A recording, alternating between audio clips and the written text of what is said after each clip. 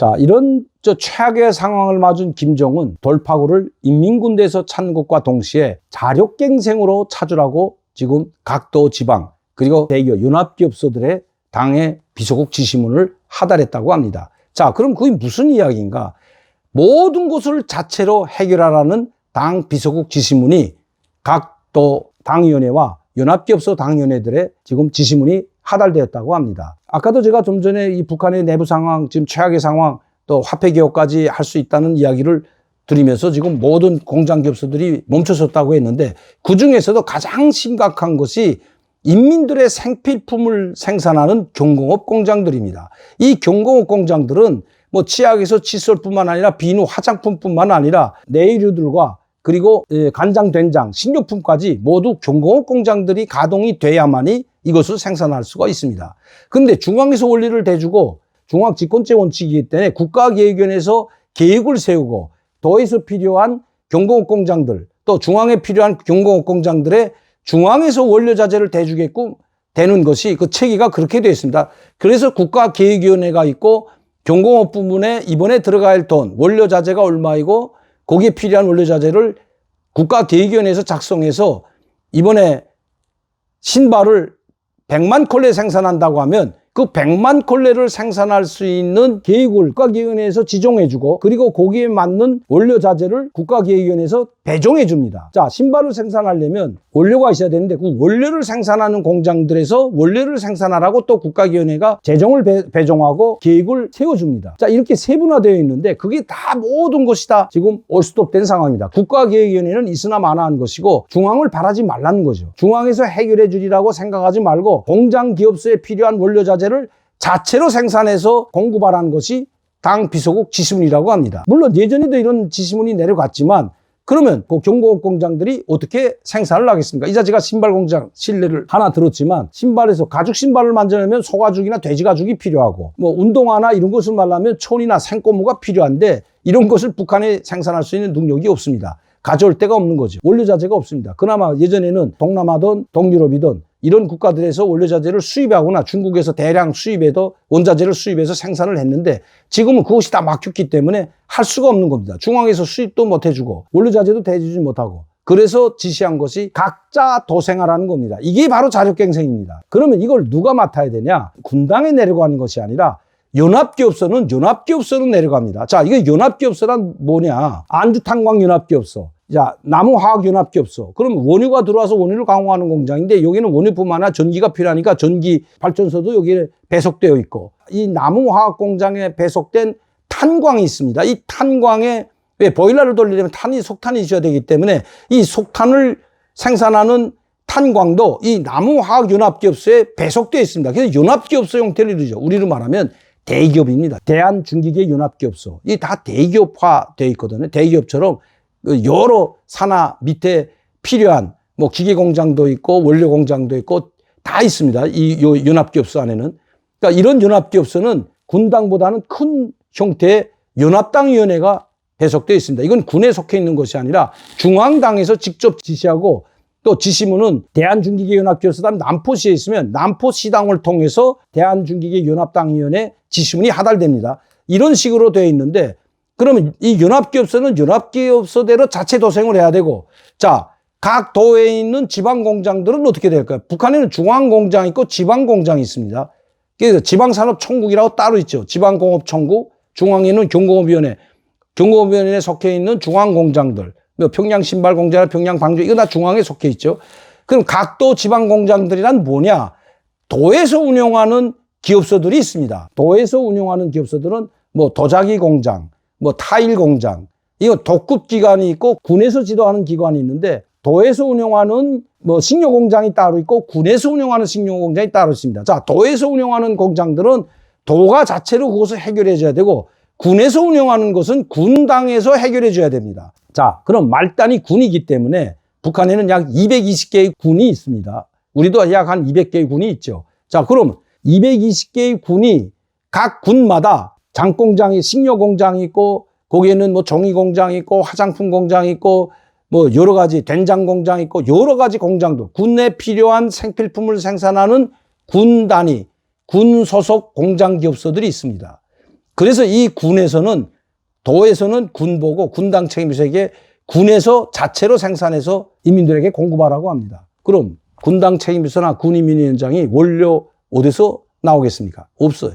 지방 자체로 생산되는 자체에서 나오는 원료를 가지고 생산하라는 것이 바로 자체로 생산하라는 당 지시문이라는 것입니다. 원료도 자체로 생산하고 제품도 자체로 생산하라는 것입니다. 제가 여기에 하나 북한에서 최근에 방영한 김화군에 있는 지방공업 생산 공장들하고 이 김정은이가 약 3년 동안 공을 들여서 얼마 전에 군에 있는 생산 공장들을 여러 개 식료 공장도 있고 공업품 공장도 있고 뭐 도자기 공장도 있고 타일 공장도 있고 뭐 신발 공장, 종이 공장 이런 여러 개 군에서 만든 군에서 운영할 수 있는 지방 산업 공장들을 오픈식을 가졌는데 제가 잠깐 하나 보여드리도록 하겠습니다.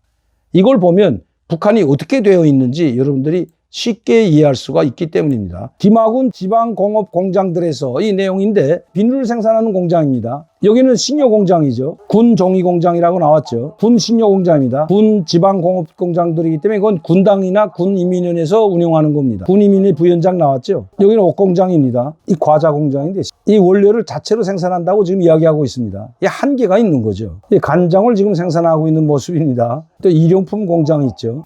자, 여러분 이제 보셨지만 이게 표준화 만든 겁니다. 이제 식료 공장도 있고 일용품 공장도 있고 식료 공장도 있고 옷 공장도 있었는데 그럼 그 원료를 다 자체로 생산한다고 하잖아요.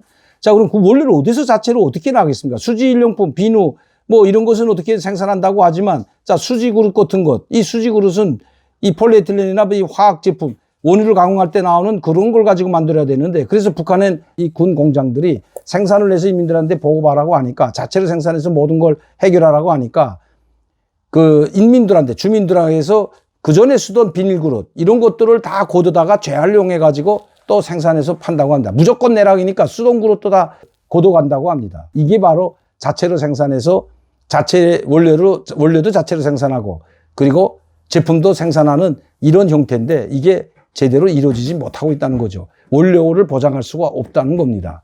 이거 어떻게 지방산업공장이자 김화군이다. 그러면 물론 거기서 나오는 토산품들을 가지고 뭐인가 만들 수는 있지만 간장을 생산하자면 소금을 있어야 됩니다. 콩만 가지고 안 되잖아요. 자, 김화군에서 생산하는 콩은 있다고 하지만 그걸 누룩을 써가지고 간장을 만들자면 소금이 있어야 되는데 소금은 저 김화군, 강원도에는 소금이 나지 않기 때문에 서해바다 쪽에서 소금을 가져와야 되는데 이게 쉽지 않다는 겁니다.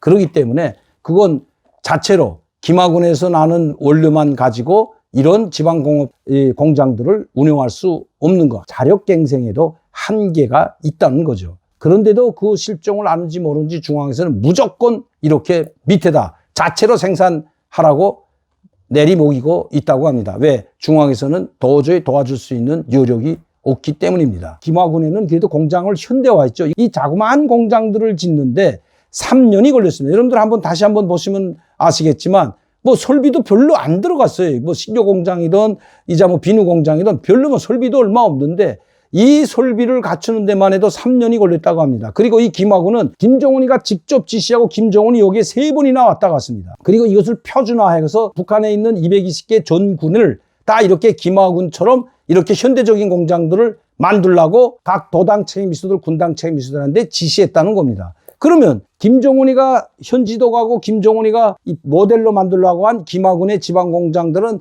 전국이 달라붙어 내각이 총동원돼 가지고 하나 만드는 데는 뭐 현대적이라 아니라 깨끗하게 이렇게 만들 수 있겠지만 김정은이가 지시해서 김정은이가 3번이나 갔는데도 이런 조그마한 공장들을 만드는데 3년이나 걸렸는데 그럼 다른 군에서 이렇게 만들려면 이 공장을 만드는 데 필요한 설비 자재를 어디서 구하겠습니까? 여러분? 보여주기식이라는 겁니다. 그러니까 이미 북한은 갈 때까지 간 것 같습니다. 자력갱생도 한계에 부딪히고 당에서는 그래도 자력갱생으로 모든 것을 해결하고 자체로 원료도 생산도 하라고 내리먹이는 또 그렇게밖에 할 수 없는 것이 오늘의 북한의 현실이라는 것입니다. 언제 어느 세월에 이런 김화군과 같은 뭐 원료를 만들든 못 만들든 그건 둘째치고 이런 김화군과 같은 그래도 현대적이라고 할 수 있는 소규모지만 설비도 얼마 안 들어가지만 이런 것도 갖추려면 10년, 20년, 100년이 걸려도 북한 220개 군에 갖출 수가 없다는 것이 북한에서 소식입니다. 김정은의 배려에 의해서 이렇게 현대적인 공업을 했고 김화군의 김정은이 이